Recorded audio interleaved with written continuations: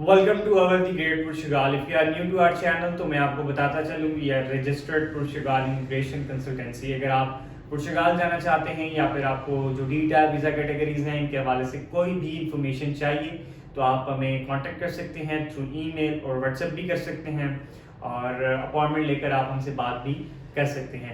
आज का हमारा जो सब्जेक्ट है वो है D8 visa. D8 visa category basically digital nomad या फिर जो फ्रीलांसर्स हैं उनके लिए है। अगर वो पुर्तगाल जाना चाहते हैं, उनकी एक कंपनी से फॉरेन कंपनी से एक सैलरी आ रही है और वो रिमोटली काम कर सकते हैं तो पुर्तगाल का रुख कर सकते हैं। पुर्तगाल का जो डिजिटल नोमैड वीज़ा है ये बहुत ज़्यादा इजी है and you can also get your family.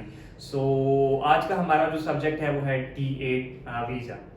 अगर आप पाकिस्तान से हैं, इंडिया से हैं, बांग्लादेश से हैं, नेपाल से हैं या फिर किसी भी गल्फ कंट्री से हैं, आप एक फॉरेन कंपनी से एक फिक्स्ड सैलरी ले रहे हैं तो आप एलिजिबल हैं पुर्तगाल D8 वीज़ा के लिए। ना सिर्फ अप्लाई कर सकते हैं बल्कि हासिल भी कर सकते हैं। सो अभी हम स्टेप बाय स्टेप इसकी जो रिक्वायरमेंट्स हैं उनके हवाले से बात करते हैं और क्या आप एलिजिबल हैं या नहीं, हम इस चीज़ को भी डिस्क्लोज करते हैं। सो सबसे जो फर्स्ट रिक्वायरमेंट है यहाँ पे वो है निफ नंबर D8 वीज़ा के लिए। अमूमन आप D2 D7 D8 पे जाएं तो आपको निफ नंबर चाहिए होता है जिसे फाइनेंस नंबर भी कहा जाता है।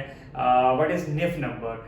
It's actually unique 9 digits number जो कि पोर्चुगीज टैक्स और कस्टम अथॉरिटी की तरफ से जो है वो असाइन किया जाता है इंडिविजुअल्स को और एंटाइटीज को फॉर दी टैक्स पर्पस। और कॉमनली ये रिक्वायर्ड होता है वहाँ पे बैंक अकाउंट ओपन करने के लिए पुर्तगाल में, रेंटल कॉन्ट्रैक्ट साइन करने के लिए, फ़ोन सब्सक्रिप्शंस लेने के लिए, इसी के साथ एम्प्लॉयमेंट और फ्रीलांस वर्क के लिए, टैक्स पे करने के लिए और टैक्स के जो बेनिफिट्स हैं वो हासिल करने के लिए। सो निफ नंबर इसकी पहली रिक्वायरमेंट है, इट्स कंपल्सरी। अब सेकंड रिक्वायरमेंट की तरफ हम जाते हैं तो वो है house contract. You need to have house contract, Portuguese house contract जहाँ पर आप अपना रेंट पे कर रहे हो जाने से पहले या जाने के बाद आप अपना वहाँ पे रेंट पे कर रहे हो। It's mandatory actually.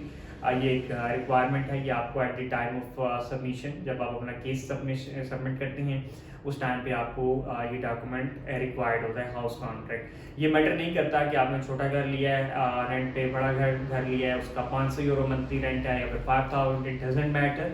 आपके पास जस्ट जो है वो एक हाउस कॉन्ट्रैक्ट होना चाहिए।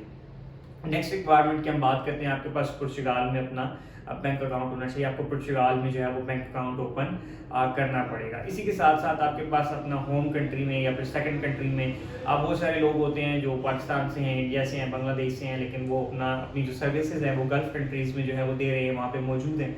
तो चाहे आप होम कंट्री में हैं चाहे आप सेकंड कंट्री में हैं, आपके पास अपना वहाँ पे बैंक अकाउंट होना चाहिए जिसमें आपकी जो फॉरेन कंपनी से सैलरी आ रही है वो उसके प्रूफ्स आपके पास होने चाहिए। बिकॉज आपको जो अपना बैंक स्टेटमेंट है eight the time of submission की बात कर रहे हूँ, eight the time of submission की बात कर रहा हूँ, आपको उस टाइम पे अपना बैंक स्टेटमेंट भी चाहिए होगा। तो लेटेस्ट आपको मिनिमम 3 मंथ्स और मैक्सिमम 6 मंथ्स की बैंक स्टेटमेंट चाहिए होगी at the time of submission.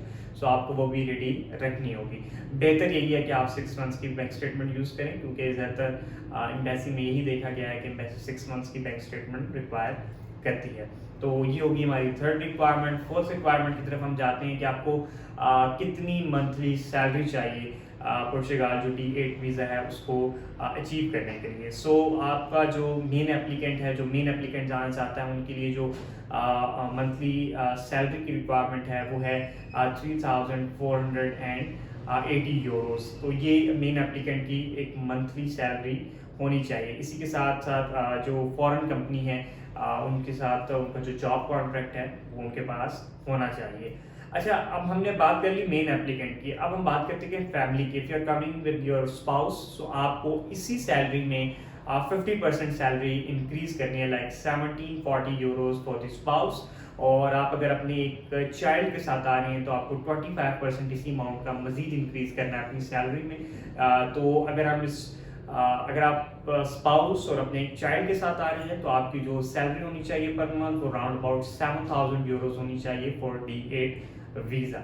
अब हम नेक्स्ट रिक्वायरमेंट की बात करते हैं, वो है बैंक स्टेटमेंट। ठीक है, आपको अपना बैंक स्टेटमेंट भी शो करना है। और अमाउंट की बात कर लेते हैं कि कितनी अमाउंट आपको चाहिए। तो आपको 10,440 यूरोस चाहिए फॉर द मेन एप्लीकेंट। और अगर आप स्पाउस कैरी कर रहे हैं तो 50% आप इसका इंक्रीज करेंगे, लाइक 5 to 20 यूरोस।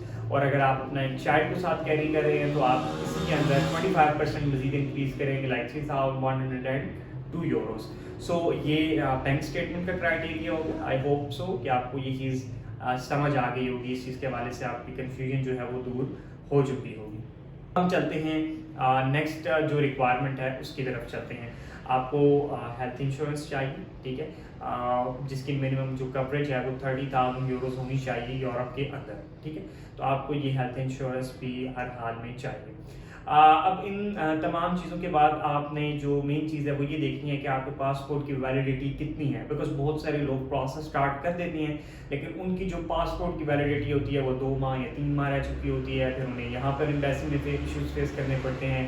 या कुछ लोग जो है वीज़ा के बाद वहाँ जाकर उन्हें पासपोर्ट बनाने का झंझट करना पड़ता है। तो फॉर दी सेफ साइड आप अगर पुर्तगाल डी जो टाइप कैटेगरीज हैं उनके लिए प्रोसीड कर रहे हैं तो आपको मिनिमम आपके पासपोर्ट की जो वैलिडिटी है वो 1 साल होनी चाहिए फॉर दी सेफ साइड। ठीक है, अब हम नेक्स्ट डॉक्यूमेंट की बात करते हैं। आपको प्रूफ ऑफ इनकम भी चाहिए। लाइक आप मैं पहले भी बता चुका हूँ, अगर आप फॉरेन कंपनी से सैलरी ले रही हैं तो आपका जो फॉरेन कंपनी का जॉब ऑफर लेटर है वो आपके पास होना चाहिए। लास्ट 6 मंथ्स की सैलरी स्लिप्स होनी चाहिए ताकि आप अपनी इनकम को प्रूव कर सकें। इसी के साथ साथ जो है अगर आप फ्रीलांसर हैं तो जो फ्रीलांसर एग्रीमेंट है वो आपके पास होना चाहिए। और आपकी जो सैलरी आ रही है एज अ फ्रीलांसर उसकी लास्ट 6 मंथ्स की स्लिप्स आपके पास होनी चाहिए आपका प्रूफ ऑफ इनकम देने के लिए। इसी के बाद आपको अपना पीसीसी चाहिए। आप अगर अपने होम कंट्री में हैं तो जस्ट होम कंट्री का, अगर आप सेकंड कंट्री में हैं तो फिर आपको पीसीसी होम कंट्री का भी चाहिए और सेकंड कंट्री का भी चाहिए। तो ये रिक्वायरमेंट भी हो गई। इसके बाद लास्ट रिक्वायरमेंट की अगर हम बात करें तो आपको चाहिए अपना मोटिवेशन लेटर जिसमें आप ये रीज़न डिस्क्राइब करेंगे why you planning to move to Portugal. आप इसमें सारी अपना डिटेल से डिस्क्राइब करेंगे कि आपने पुर्तगाल को क्यों चूज़ किया, पाकिस्तान को क्यों छोड़ रहे हैं, या जिस भी कंट्री में आप हैं आप वहाँ जाके क्या करेंगे, किस तरह पुर्तगाल के लिए बेनिफिशियल साबित होंगे। सो आपने डिटेल में अपना एक मोटिवेशन लेटर तैयार करना है। तो ये थी रिक्वायरमेंट्स जिनके बारे में मैंने अभी बात की D8 वीज़ा की। आई होप सो कि आपको ये तमाम रिक्वायरमेंट्स समझ आ चुकी होंगी। और ये है कि अगर आप भी ऐसी प्रोफाइल रखते हैं और पुर्तगाल मूव होने के ख्वाहिशमंद हैं, वहाँ पे अपना फ्यूचर सेटल डाउन करना चाहते हैं तो आप हमसे कांटेक्ट कर सकते हैं। जज़ाकल्लाह।